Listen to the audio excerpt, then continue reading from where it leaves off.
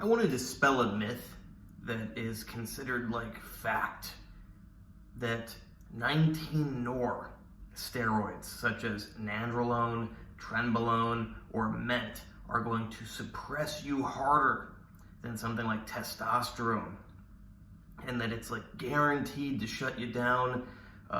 You're gonna like be way more shut down than with other steroids, and it's gonna be harder to come back to normal production afterwards. This is nonsense. Sure, they can shut you down easier than other steroids, but none of that matters unless you're taking micro doses of steroids that don't fully shut you down, because you can only go down to zero. So it doesn't matter if you use a little hammer to hit you down to zero or a sledgehammer. Zero is zero.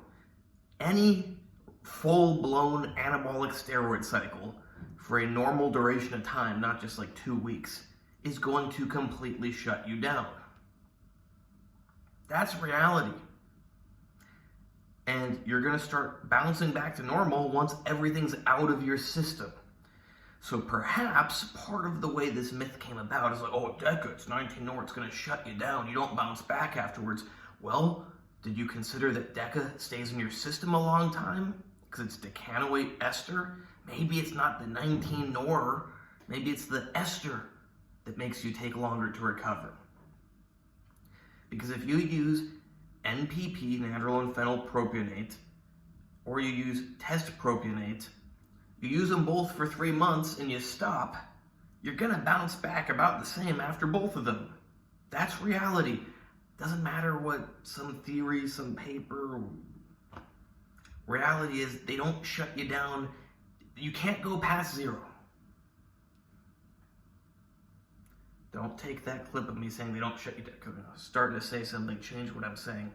But again, you can only go down to zero. Shut down is shut down.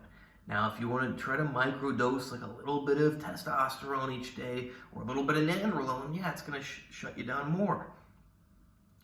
But that's stupid. You shouldn't be microdosing testosterone or nandrolone. Maybe nandrolone, but still no.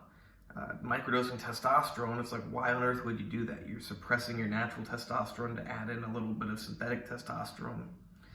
Now, it's a different thing if you want to add in a little bit of oxandrolone, a little bit of stanozolol, even a little bit of dianabol.